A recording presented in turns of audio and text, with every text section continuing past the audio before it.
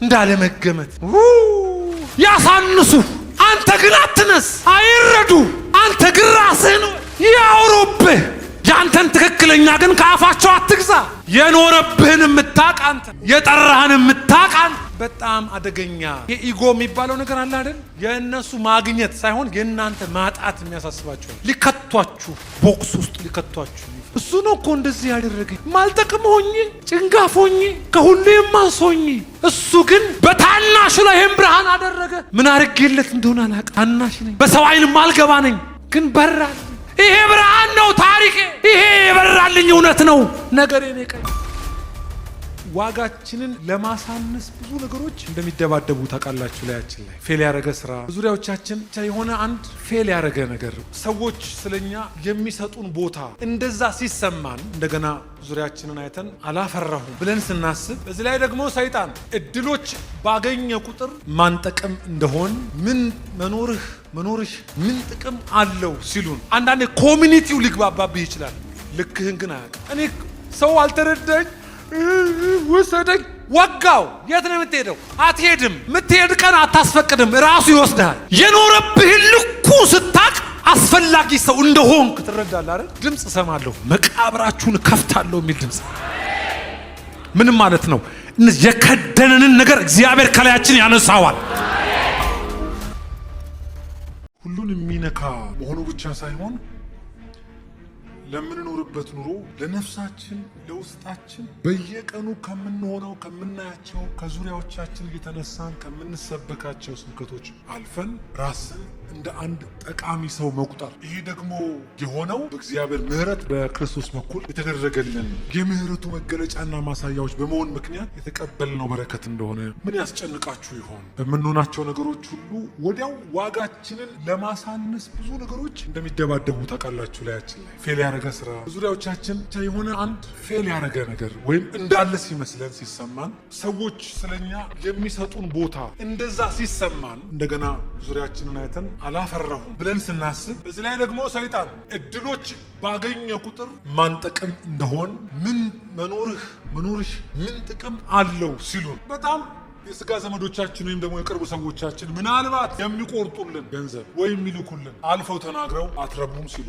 ወይ አንቺ አትጠቅሚም ሲሉ፣ እነዚህ ሁሉ ሲደራረቡ አንድ ትምህርት ውስጣችን ይሰራል አይደል? ያ የሚሰራው ትምህርት ምንድን ነው? ወይ እንደዚህ ከሚሉ ሰዎች በጣም 40 ክንድ መራቅ፣ ወይ ደግሞ ስለ ራሳችን ያለን አመለካከት በጣም ደካማ መሆንና እንደማይጠቅም ሰው ራስን መቁጠር። እኔ እኮ ብለን ጸሎት ቦታ ሁሉ ጭምር አምጥተ ነው ቢወስደኝ ብሞት የሚል ጉጉት እና ከባባድ ቀውሶች እኔን ቫልዩ አጠገቦቼ ያሉ ሰዎች ላይረዱ ይችሉ ይሆናል። አንዳንድ ጊዜ ባለቤቱ ራሱ ላይረዳ ይችላል። ምን ያህል አስፈላጊ ሰው እንደሆነ ባለቤቱ ራሱ ላይረዳ ይችላል። ተውትና ተቀብቶ ተውትና እንዲያገለግል እግዚአብሔር እንደገና የጨመረ ጸጋ ስጦታን ሰጥቶት አይደለም። ዳግም በመወለድ ምክንያት ብቻ የሚመጣ አስፈላጊነትን አውርተናል። ስንተርፍ ለምን እንደተረፈን እስክናቅ፣ አንዳች በሕይወቶቻችን ከባባድ ነገሮች ሲመጡና ሲያልፉን ለምን እንዳለፈን፣ እኛን ለምን እንዳልገደሉን፣ ወደ መቃብር ሆድ ወይም ወደ አፈር ለምን እንዳልመለሱን ዛሬ ብዙ ምስጢር ይገባናል። እኔ የዓለም ብርሃን ነኝ፣ የሚከተለኝ የሕይወት ብርሃን ይሆንለታል እንጂ በጨለማ አይመላለስም ብሎ ተናገራቸው። ፈሪሳውያንም አንተ ስለ ራስህ ትመሰክራለህ፣ ምስክርነትህ እውነት አይደለም አሉት። አሁን ቀጥታ የተያያዘው ይህ ንግግር ከማን ጋር ነው? ራሱ ከኢየሱስ ጋር ነው። ራሱ ከፐርሰኑ ከኢየሱስ ጋር ማለት ነው። እና እሱ የሚሰማኝ ብርሃን ይሆንለታል በጨለማ አይመላለስም ሲል የመለሱለት እምቢ አይደለም ያሉት፣ ቀጥታ ከራሱ ጋር። ልክ አንዳንድ ፈተናዎች ቀጥታ ከኛ ከማንነት ከስማችን ከግብራችን ከመውጣት ከመግባታችን ጋር የተያያዙ መልሶች እንደዚህ ቀጥታ ራሱ ኢየሱስን መለሳላቸው። እኔ ስለ ራሴ ምንም እንኳን ብመሰክር ወይም ስለ ራሴ አቃል አንድ ቀን አበሉ ስለ ራሴ እንድመሰክር ከፈለጋችሁ ስለ ራሴ መመሰክራል ማለኝ የሰውን ልጅ ማን ይሉታል ስል ጠፍቶብኝ መስሏችሁ ነው? እኔ ስለ እኔ እናንተ በምትመሰክሩት ላይ ልመሰረት መረጃ የጠየቅኳችሁ መስሏችሁ ነው? የተሰበሰበው ፈሪሳዊ ሕጉን የሚያውቁ ዘመኑን የሚመረምሩ ሁሉ ተሰብስበው ቢቃወሙት ትክክል እንዳልሆነ ሊያሳምኑት አይችሉም። ሀገር ሲቀበለው ጠብቆ ደግሞ እውነተኝነቱን ከነሱ አይገዛም። ሀገር ቢያጨበጭብለት አይሞቀውም። ፊታቸውን ቢያዞሩበትም አይደነግጥም። እውነተኝነቱን ከሰው እየሸመተ አይኖርም። ይልቁኑ ግን እሱ ለነሱ አስፈላጊያቸው እንደሆነ ይነግራቸዋል። ዝም ብሎ በሽሩ ጉድም አይኖር ሰው የለም። ምስክርነትህ እውነት አይደለም አሉት። ትክክል፣ ስለ ራስህም ልክ አይደለም። ቀጥታ ራሱን ነው የተቃወሙት ያሉት። ጌታችን ኢየሱስ አልደነገጠም እና በጣም ተረጋግቶ ስለ እኔ ልመስክር የለም ግን አይነት ነው። ኢየሱስም መለሰላቸው እንዲህ አላቸው፣ ስለ ራሴ ምንም እንኳን በመሰክር ወዴት እንደመጣው ወዴትም እንዲሄድ አውቃለሁ። ከየት እንደመጣው ስጨርስ ተልእኮዬን ደግሞ ወዴት እንደሚሄድ አውቃለሁ። 13 ላይ ነው ዮሐንስ ወንጌል። ከላይ እንደመጣ ወደዚያም እንደሚሄድ አውቆ ወደዱም ጠሉም በጨለማ ላሉት ኢየሱስ ብርሃን እንደሆነ ስለሚያውቅ እያስፈቀዳቸው ሳይሆን ስለ ማንነቱ እየነገራቸው አስፈላጊ በእነሱ መካከል መኖሩን አስፈላጊነቱን እየነገራቸው ከወዴት እንደመጣው አውቃለሁ፣ ወዴት እንደሚሄድም መጨረሻዬን አውቃለሁ። ጌታችን ኢየሱስ ተረጋግቶ ነው በዚህ ሰዓት እየተናገራቸው። ምስክርነቴ እውነት ነው አለ። እናንተ ግን ከወዴት እንደመጣ ወዴትም እንዲሄድ አታውቁም። አንደኛ የጌታችን ኢየሱስ በራሱ ወዴት እንደመጣ አላወቁትም፣ ወዴትም እንደሚሄድ አያውቁም፣ ልኩን አያውቁም። ስለዚህ ምንም ቢሉ ከምናቸው ተነስተው ነው ያሉት? አለማወቃቸው ተነስተው ነው የሚሉት። እንዲህ ነህ ሲሉት ከእውቀታቸው እንጂ ልኩን አውቀው አልነበረም። እንዲህ እኮ ነው ዛሬም ስትኖር በውስጥ የተቀመጠው ልኩን ማን ያውቃል? አያውቁህም እኮ አብረው ካሉ አንድ የምትቃጠልበት ነገር ኖሮ ያውቃለሁ አንተ ከብቶቹን ለማን ጥለህ እንደመጣ ሰነፍረኛ ሲሉት ዳዊት እንደሱ እንዳልሆነ ራሱን ያውቃል ነው እንዴ? እንዳይቀጥም ልኩን ጎልያድን እንዳይነካው ፍየል ጋር ሊመሩት እንደገና ማለት ነው። እና የዳዊት እርምጃ ደስ ይላል። ዘወር አለ ይላል ወንድሞቹ ዘወር በልበሉት። አንዳንድ ጊዜ በቃ የሆነ በጌታ በኢየሱስ አንዳንድ ኮሚኒቲው ሊግባባብህ ይችላል። ልክህን ግን አያውቅም። እኔ ሰው አልተረዳኝ ወሰደኝ ወጋው። የት ነው የምትሄደው? አትሄድም። ንገሩ ዞር ብላችሁ አትሄድም። የምትሄድ ቀን አታስፈቅድም፣ ራሱ ይወስዳል። የኖረብህን ልኩ ስታቅ አስፈላጊ ሰው እንደሆንክ ትረዳለህ አይደል? ድምፅ እሰማለሁ፣ መቃብራችሁን ከፍታለሁ የሚል ድምፅ። ምንም ማለት ነው? የከደነንን ነገር እግዚአብሔር ከላያችን ያነሳዋል። ይከድናል። አንዳንድ ጊዜ ሰው ይከድናችኋል፣ አካባቢ ይከድናል፣ ታሪክ ይከድናል፣ ጎበዝ ነኝ ባይ ይከድናል፣ ይቀብራል አይደል? እንደዚህ ይከድናል። እከፍታለሁ። በእነሱ እውቀት ያወቁት ነው ይመስላቸው። እሱ ደግሞ እንኳን እነሱ እሱን ሊያውቁ እያወራ ያለውን እንኳን ሊያውቁ አልቻሉ። እና አንተ እኮ ራስህ እኮ አንተ ምስክርነትህም እውነት አይደለም ማለት እንኳን ተዋለ ስለምታስተምረው ማንነትህ ላይ ጥያቄ አለ። አንተ ራሱ አንቀበልህ። ምን ይሻለኛል ብሎ አንድ ተአምር ብሰራ አላለ። እሱ አያስከብርም። የእግዚአብሔር ቃል እንደዚህ ይላል፣ እናንተ ስጋዊ ፍርድን ትፈርዳላችሁ፣ እኔ በአንድስ እንኳ አልፈርድም። ምን እያለ ነው? በሚታይ ሁኔታ የሚታይ ነገር አይታችሁ ፈረዳችሁ። ውጭውን አይታችሁ ደጁን አይታችሁ ስጋዊ ፍርድ በስጋ አይናችሁ በሚታየው ለክታችሁ ሜትሩን፣ ቁመቱን፣ ስፋት፣ ርዝመቱን ለክታችሁ ፈረዳችሁ። የእግዚአብሔር ፍርድ ግን እንዲህ አይደለም። ቁመና አይቶ አወጣጥ አገባብ ትከሻ አይቶ ሰው ጀጅ ያደርጋል ነው። እንደዚህ እንደ አለመገመት ያለ ደስ የሚል ነገር ምን አለ? እንደ ልብ ለመስራት እድል ይሰጣል። እንደ አለመገመት ያሳንሱ፣ አንተ ግን አትነስ። አይረዱ፣ አንተ ግን ራስህን ያውሩብህ። ያንተን ትክክለኛ ግን ከአፋቸው አትግዛ። የኖረብህን የምታውቅ አንተ፣ የጠራህን የምታውቅ አንተ። የሁለት ሰዎች ምስክርነት እውነት እንደሆነ በሕጋችን ጽፏል። እኔ ራሴ የምመሰክር እኔ ነኝ፣ ስለ ራሴ የምመሰክር እኔ ነኝ። የላከኝም አብ ስለ እኔ ይመሰክራል። ሁለት ምስክር ትፈልጋላችሁ? አዎ፣ አንደኛ እኔ ስለማ ስለ ራሴ፣ ሁለተኛስ አብ። ለምን? አብ ያውቀኛል፣ ከየት ወጥቼ እንደመጣው ያውቀኛል። አብን ምስክር ራሱን። ይኸው ሁለት ምስክር ምን ታመጣላችሁ? እንግዲህ አባትህ ወዴት ነው አሉት እነዚህ ሰዎች። ኢየሱስም መልሶ እኔንም ወይም አባቴንም አታውቁ፣ እኔንስ ብታውቁኝ አባቴን ደግሞ ባወቃችሁ ነበር አላቸው። ኢየሱስ በመቅደስ ሲያስተምር በግምጃ ቤት አጠገብ ይህን ነገር ተናገረ። ጊዜው ገና አልደረሰምና ማንም አልያዘው። ማንም አሁን የሚያዝበት ጊዜ፣ አሁን ተጨቁኖ በግርፋት እየወጣ የሚገባበት ጊዜ፣ ጲላጦስ የሚይዝበት ጊዜ አይደል። አሁን የኢየሱስ ጊዜ፣ የመስበክ ጊዜ፣ የማገልገል ጊዜ፣ የመውጣት የመግባት የአብን ፈቃድ የመፈጸም ጊዜ ነውና ማንም አልያዘው። ጊዜ ይመጣል ሲጨርስ፣ ጊዜው ገና ነውና አሁን ማንም አይዘው። ይሄ ምድር በጣም ክፉ ልብ ያለው ህዝብ፣ በተለይ ትንሽ ሰው ሲጠጋችሁ ተጠግተው አንድ ሰሞን አግኝተዋችሁ እንደሆነ ይከቷችኋል። የሆነ ቦክስ ውስጥ ዮሐንስ 6 ላይ ኢየሱስን ማነው ባለፈው የጸራቢው ዮሴፍ እሱ ራሱ አይደል አሉት። የሚያውቁት እዛ ቤተልሔም አካባቢ የነበሩት መጽሐፍ ቃል በቃል ተሰናከሉበት። ቤተሰቦቹ ስለሚያውቁ ምናልባት ሶፋ ሰርተዋቸው ይሆን? አናጺ ነው እሱ። ምናልባት የሆነ ጠረጴዛ ነገር ሰርቶ ይሆን? ልጎ ይሆን? ጣውላውን ሲልጋ አይተውት ይሆን? ሁልጊዜ አጠገባችሁ ያሉ ሰዎችን ተጠንቀቋቸው። ማለት እግዚአብሔር እናንተን ባወቀበት እንዲያውቋችሁ ከሆነ ጥሩ፣ ካልሆነ ይለኳችኋል በጫማቸው። በጣም እንዲህ አይነት ነገር ደግሞ በጣም አደገኛ የኢጎ የሚባለው ነገር አለ አይደል? የእነሱ ማግኘት ሳይሆን የእናንተ ማጣት የሚያሳስባችኋል። ሊከቷችሁ፣ ቦክስ ውስጥ ሊከቷችሁ ይፈልጋል። ይህን ጥቅስ ላንብበው። ዝም ብዬ እያነበብኩት የሚደንቀኝ ቃል ይገርማችኋል። ቁጥር 21 ፊልጵስዩስ 1:21 ለእኔ ሕይወት ክርስቶስ ሞትም ጥቅም ነውና፣ ነገር ግን በስጋ መኖር ለእኔ የሥራ ፍሬ ቢሆን ምን እንድመርጥ አላስታውቅም። በእነዚህ በሁለቱ እጨነቃለሁ። እሺ ቢያንስ ጌታ ጭንቀታችንን ወደዚህ ያምጣልን። ምን በሚል ጭንቀት? እዛ እኮ ይሻላል። እዛ በጣም ልፋት የለ፣ መውጣት መውረድ የለ፣ እህል ተወደደ ረከሰ አይባል። እዚህ ከሰው ጋር ከመኖር እላይ ከኢየሱስ ጋር መኖር እሱ ያስጨንቀኛል። ልሂድ። አንዱ ጭንቀቱ ይሄ ነው። ሁለተኛው ደግሞ ከሁሉ ይልቅ እጅግ የሚሻል ነው መሄዱ። ነገር ግን በስጋ መኖር በዚህ ሰውነት እና ታስፈልገናል ነው ያሉት ወይስ አስፈልጋለሁ ነው? ይሄ እንዴት አይነት የአእምሮ ሕክምና እንደሆነ ልነግራችሁ አልችልም። ለምን? የዚህን መልስ 1 ቆሮንቶስ ምዕራፍ 15 ላይ 3 ነጥቦች ናቸው። ነገር ግን በስጋ መኖሬ ስለ እናንተ እጅግ የሚያስፈልግ፣ በስጋ መኖሬ እናንተ እጅግ እንኳን ሄጄ ርቄያችሁ ናፍቃችሁኛል። 1 ቁጥር 6 አካባቢ ላይ ሳስባችሁ በእንባ እሞላለሁ፣ አምላኬንም ስለ እናንተ አመሰግናለሁ።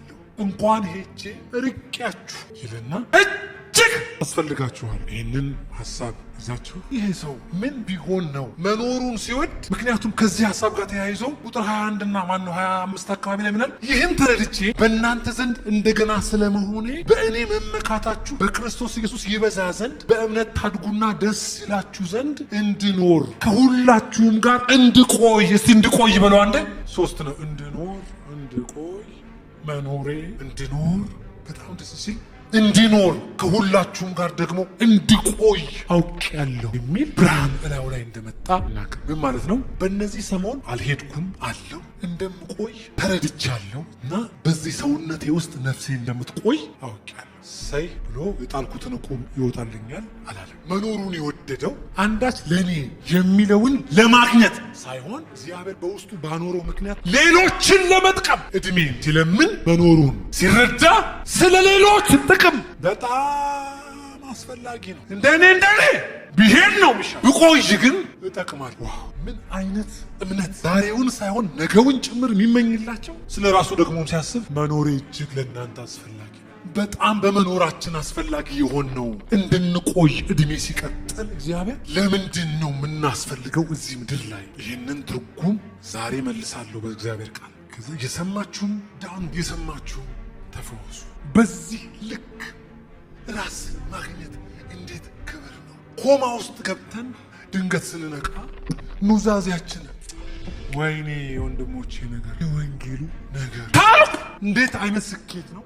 ምን ብዬ ይሆን እምናስ? ምንድን ነው እኔ እንድቆይ የሚያስናፍቀኝ ነገር ምንድን ነው? መብላት ነው፣ እየበላችሁ መልበስ። መች ራቁትን መጣ? አሁን ጉባኤ መኖር ነው። ምንድን ነው አንድ ፊልም የምናደርገው? የእግዚአብሔር መንፈስ ሊቃኘን የፈለገው እድሜን ለምን ፈለግ? መኖርን ለምን ፈለግ? መትረፍን ለምን ደስ አለ? መታገሱ ለምን ደስ አሰኘ? ምን አለ ልብ የሚሰቅል ከኢየሱስ እዚህ? ይህን አስቦ መኖሬን ወደድኩት ካልክ አንድ የተገዛለት ሞተለት ማትረካለት አንገት ላይ ያለው ቀንበር በገዛ ፈቃድህ እንዲጠብቅ የፈቀድክለት በዚህ ምድር ላይ በክርስቶስ በኩል ጠቃሚ ሰዎች የተደረግነው ለእኛ ብቻ ቢሆን ኖሮ እንደ ቀኙ እንደተሰቀለው ወይም ከጎኑ እንደተሰቀለው እንደሄዱ እንደዛ እንሆን ነበር አይደል? ቀብሬን ሰሞን ዮሴፍም ይሁን ለቡ እየሄድን የቀበርናቸው ምናልባት በእድሜ እኩያ ወይ ከኛ ጭምር እንኳ የሚያንሱ ቢኖሩ እንደነሱ የምንቀበር ለምን አንሆን? ንቁ ሰውነታችሁ ለምን ተረፋችሁ? ለምን ኖራችሁ? አሁን ሰው ስለ እናንተ እያወራ ነው እስካሁን አይደል? ሰው እየመሰከረ ነው። የኖረበትን ያውቃል። ጨነቃለሁ ስላልዳኑት ስለ እስራኤል ወገኖቼ ብሎ ብዙ እንባና የማያቋርጥ ጭንቀት በውስጥ ያለ ይላል። ይሄን ጭንቀት እንዴት እንካፈል? አሁን እንዲህ ብቻ ከሆነ ህይወት አይደክምም? ይሄ ህይወት እንዲህ ብቻ አይሻልም? እንዲህ ብቻ ከሆነ ከሁሉ ይልቅ ምስኪን ነን። ወዳጆች በእናንተ የተቀመጠውን ከእናንተ በላይ ማንም አያውቅም። ይሁንላችሁ ከእናንተ በላይ ማንም አያውቅም። አንደኛ ቆሮንቶስ ምዕራፍ 15 አንድ ሰው አሁንም ወንድሞች ሆይ የሰበኩላችሁንና የተቀበላችሁትን ደግሞም ጸንታችሁ የቆማችሁበትን ወንጌል ላሳስባችሁ እወዳለሁ። የሰበኩላችሁን ቃል አጥብቃችሁ ብትይዙ በዚህ ወንጌል ትድናላችሁ። አለዚያ ያመናችሁትን በከንቱ ነው። እኔ የተቀበልኩትንና ከሁሉ በላይ የሆነውን ቆይ ምን ያልኩትን ግን ደግሞ የተቀበልኩት ምንድነው? ተቀብያለሁ ግን ደግሞ ከምን በላይ እኔ የተቀበልኩትንና ከሁሉ በላይ የሆነውን ለናንተ አስተላልፌያለሁ። አሁን የተቀበልኩት አለ። ያ የተቀበልኩት ዋዛ አይደለም፣ ከሁሉም ነገር በላይ ነው። ለናንተ ምን አድርጌዋለሁ? ቅዱሳት መጽሐፍ እንደሚሉት ክርስቶስ ስለ ኃጢአታችን ሞተ፣ ተቀበረ። በቅዱሳት መጽሐፍ እንደተጻፈው በሶስተኛው ቀን ተነሳ። ከዚያም ለኬፋ ታየ፣ ቀጥሎም ለ12ቱ ታየ። ከዚያም በኋላ ከ500 በላይ ለሚሆኑ ወንድሞች በአንድ ጊዜ ታየ። ከዚያም አብዛኞቹ በሕይወት አሉ፣ አንዳንዶቹ ግን አንቀላፍተዋል። ከዚያም ለያዕቆብ ታየ፣ በኋላም ለሐዋርያት በሙሉ ታየ። ከሁሉ በኋላ እንደ ጭንጋፍ ለምቆጥር ለእኔ ደግሞ ታየ። ዋይ ቀናበል። እኔ ይሄ ቃል ዝም ብሎ ስለሚከብደኝ ሁለት ጠርዞችን እያወራ ስለሆነ አንደኛ የተቀበለው ደግሞ ከሁሉ በላይ የሆነ ለሰው የሚያስተላልፈው ያለው የተቀበለ ያለው ነው። እንደገና ደግሞ ስለ ራሱ ሲናገር አንድ ያልተለመደ ቃል ፈጽሞ ሰው በቁም እየወጣ ለሚገባ ሰው ሊጠቀስ የማይችል ቃል ለራሱ ተጠቀም። ጭንጋፍ። ስለኔ ብትጠይቁኝ አስፈላጊ ነኝ ስል ከኔ ተነስቼ አይደለም። እኔ ምንድነኝ? እንደ ጭንጋፍ ነኝ። የተቀበልኩት ስላለ አስፈለኩ እንጂ እኔን ብትጠይቁኝ እንደ ጭንጋፍ ነኝ። ከዛ ምን ማለት ነው ጭንጋፍ ብዬ ገባው ማብራሪያ ፍለጋ። ጭንጋፍ ማለት ሊትራሊ ቃል በቃል ጭንጋፍ ማለት የተጸነሰ ግን ደግሞ ያለ ቀኑ ጎድሎ የተወለደ ከዛ አንድ ማብራሪያ ላይ ለምንም የማይጠቅም። መጀመሪያ ማመን ቸገረኝ። እንዴ በዚህ መጠን ራሱ ምን አይነት ትሁት ሰው ነው? እየታበየ ነው ወይ አስፈልጋችኋለሁ ሲል አይደል። እኔ አሁን የሆንኩትን ባልሆን ኖሮ አለ ለምንም የማልጠቅም ነበር። የመጀመሪያ ለምንም የማልጠቅም አንደኛ ራሴና እንድትነግሩኝ አያስፈልገኝም ማለት ለኔ ምን ትላላችሁ ብዬ መጠየቅ አያስፈልገኝም። ልንገራችሁ ነኝ አንድ አካሉ ወይም ብልቱ ጎሎ እንደተፈጠረ አለቃኑ እንደተወለደ የሚገርመው ለከብትና ለእንስሳ ብቻ የተጠቀመ ቃል ይሆናል። ከዛ ጎሎ የተፈጠረ ይሄ ፍጡር ሲታይ ጨነገፈ፣ ጭንጋፍ። የቃሉ ትርጉም እንደዚህ ማለት ጭንጋፍ ነኝ ያልሆነውንም ነገር መረጠ ይላል አንደኛ ቆሮንቶስ 1:27 እግዚአብሔር የዓለምን ጥበበኞች እንዲያሳፍር ሞኞቹን በእንትኖችንና ያልሆነው የሚለው ማለት ነው። ለምንም የማይገጥም እዚህ ቦታ ነው የሚያስፈልገው እማልባል ነኝ። ይሄንን ሰው ነኝ። ጎድሎ እንደተፈጠረ አይነት ጭንጋፍ ነኝ። እሱ ብቻ አይደለም ከሁሉ ምንድን ነኝ? የማዝ እዚህ ግባ ያልተባለን ሰው እንዴት እንደሚወድ እግዚአብሔር። ሁሉ አትሰቃዩ፣ እንበልጣለን፣ አትሰቃዩ። እኔ ከሁላችሁ ምን ያልኩ ነኝ? ኦልሬዲ መጀመሪያውኑ ራሱን ከሁሉ የማዝ በጭንጋፍ ነኝ። እኔ የምትፈልጉ ነኝ። እዚህ በጣም ወንትድ የሆነ ሰው የለም በፍጥረቱ። የቁጣ ልጅ የነበረ እንጂ በጣም በተለየ ሁኔታ ስማርት የሆነ ሰው በፍጥረቱ ማንም ሰው የለም እዚህ። ታዲያ የተጣላ ነው ከሚያወራው ጋር አይደለም። ሁለተኛው ይሄንን ነገሬን የሚቀይር ይላል ብርሃን ላይ መጣ ይላል። ወይም ታየልኝ፣ አየሁት፣ በራልኝ። አስቀድሞ ለነከሌ ከዛ ደግሞ 500 ለሚሆኑ በኋላ ለነዚህና ልክ ለነሱ የበራ ለነሱ የተገለጠ። ምክንያቱም ይሄ ሰው አገልግሎቱን እስኪጨርስ አንዳንዶቹ በቋሚነት ይቃወሙት ነበር። ሐዋርያ አይደለህም ይሉታል፣ ምልክት አልታየብህም ይሉታል፣ አንተን አናቀህም ይሉታል፣ ከ12ቱ አንዱ አይደለህም ይሉታል። ይሄ ብርሃን አለ ላይ በራ። ሲበራልኝ አስቀድሞ ለእናንተና ልክ ናችሁ ከ12ቱ አልነበርኩም። ለ12ቱ ሲበራ እኔ ራሴ አልበራልኝ። ያን ጊዜ አልነበርኩም። ምን አይነት ትሁት ሰው ነው? ስለ ራሳችሁ እንዲያስቡ ከእግዚአብሔር አንጻር ስለሆነላችሁ ነገር ግን ቅድም ያልኳችሁን አስቡ። እኔ እንዲህ ነኝ ግን አለ የኔን ሰርከምስታንስ የሚቀይር ብርሃን ላይ መጥቷል አለ። ይሄ ብርሃን አለ ይሄን ጭንጋፍ ጠቃሚ ሰው አድርጎታል። ይሄ የተገለጠልኝ ብርሃን እማስፈልግ አረገኝ። ባይዘዌ ወንጌል ይሄ ነው። ይሄ ብርሃን ደግ ነገር የማይገኝብኝ የነበረውን ሰው ለብዙ ሰው ለመዳናቸው የሆነውን እውቀት ማስተላለፍ ሰው አረገኝ። ይሄ እውነት በላይ በራ። ብርሃኑ ነው የቀየረኝ እንጂ እኔ ጭንጋፍ ነኝ። ብርሃኑ ነው ደህና ያረገኝ። ይሄ ያየሁት ነው። ያ የአብ ልጅ ነው፣ ያ የናዝሬቱ እሱ ነው ይበራል። እሱ ነው እኮ እንደዚህ ያደረገኝ። ማልጠቅም ሆኜ ጭንጋፍ ሆኜ ከሁሉ የማንስ ሆኜ እሱ ግን በታናሽ ላይ ይህን ብርሃን አደረገ። ምን አድርጌለት እንደሆነ አላውቅም። አናሽ ነኝ፣ በሰው ዓይን ማልገባ ነኝ። ግን በራል። ይሄ ብርሃን ነው ታሪኬ። ይሄ የበራልኝ እውነት ነው ነገሬ። ታሪኬን ከተቀላቀለው ከጀምሮ ይሄ ብርሃን ጭንጋፍ በመሆን በኔ ላይ ማስፈልግ ሰው አደረገኝ። ይህን ወንጌል ማስተላለፍ አደረገኝ። ሁለተኛው ይሄ በርቶልኝ እንጂ ጉድ ነኝ። ሶስተኛው ሰጠኝ ይህን ታላቅ ስጦታ። በጣም ፍንትው ያለ መልእክት ነው። ይህን ታላቅ ስጦታ ሰጠኝ። ከሁሉ የበለጠ ቅድም እንደነገርኳችሁ ስናነብ ከሁሉ ከፍ ያለውን እላይ ላይ ያደር ይህንን ወንጌል አለ ተቀብዬ ይላል። አዲሱ መደበኛ ትርጉም ያነበብንበት ምክንያቱ ይሄ ነው። የተቀበልኩትን አስተላለፍ እና ብትፈትሹኝ አሁን ውስጥ ያለው የተቀበልኩት ነው። በዚህ ምክንያት አስፈልጋለሁ። ታዲያ ከሰውዬ ውጭ ማን ያውቃል? ይህን ማን ያውቃል? ይሄንን አንተ ንቀትን የጠገበ ሰው ነው ጳውሎስ። በተከላቸው ቸርቾች ጭምር የሚወጋ የነበረ ሰው፣ ቆሮንቶሳውያን ያሙት የነበረ ሰው፣ አገልግሏቸው ያሙት ነበር። እንደ እብድ ሰው ላለው በጥቂት ሞኝነት የታገሱኝ እያለ ሳይፈልግ ብዙ ያስወሩት ቆሮንቶሶች ናቸው። አፋቸውን ይከፍቱበት፣ ማንነቱን ይቸግራቸው ነበር ለመቀበል። አልሰማህም እንደሱ ቆንት ይባባላሉ። ያገለገለ በጣም የሚያስፈልግ ነገር እናንተ ውስጥ ስለገባ እናንተ ብትታሰሩ ራሱ የተቀበላችሁት አይታሰሩም። አስፈላጊነታችሁ ልኩን ገብቷችኋል። እስክፈታ ልጠብቅ የሚያስብል ሳይሆን እኔ ብታሰርም ወንጌል ምን አይልም የማይታሰር ነው የተቀበልኩት። አስፈላጊነቴ ወህኒ ቤትም ጭምር ሆኜ ነው አለ። ብዙ ሰዎች እያሙት ሁሉ እሱ ለራሱ እንደዚህ ያስባል። ጌታ ሆይ እንደዚህ ጉባኤ ይሄ መልእክት መታሰቢያ እንዲተው ጌታ ሆይ ጸልያለሁ። ለራሳቸው ግርማ ይላቸው ጌታ ሆይ የተቀበሉትን የሚያውቁ ለኑር ያልኳችሁ ላስተላልፍ ፈልጌ። ይህ ጥቁር መጽሐፍ እጃችን ገባ። አባቶቻችን ቀኑና ይዛርገውት ብዙ ከራ በኋላ መንፈሳዊ ህይወት እውነት ነው። እሺ የምንሰባበከው ብቻ ሳይሆን እውነት ነው። ይገርማችሁ የሚነካ ስንቱን ጠቃሚ ያደረገ ይሄ ወንጌል እንኳን የዘላለም ህይወት እንኳን የሚጠቅም ለሰዎች የምናስተላልፈውን አይደለም መውጣት መግባት መብላት ራሱ ይቻላል። ይሄ አይምሮ በትክክል እንዲሰራ ያደረገው ራሱ እግዚአብሔር እሱ ከሁሉ እንግዲያውስ የምናስፈልጋቸው በጣም ስፔሻል ስለሆነ ሳይሆን የተቀበልነው ስላለ የበራልን እንዳትረሱ። ይሄ እንዳትረሱ። ይህንን የጻፈው ባካርጎ አይደለም፣ ዓለማዊ ሆኖ የጻፈው አይደለም። ይሄን የቆሮንቶስ መልእክት እያገለገለ እያለ ነው ጭንጋፍ ያለው ራሱ። ይሄን አትርሱ። በቃ ግን ከበራልን ምን እናደርጋለን? በቃ ከገባንስ አንድ ብርሃን ጉራያችን ላይ አረፈ።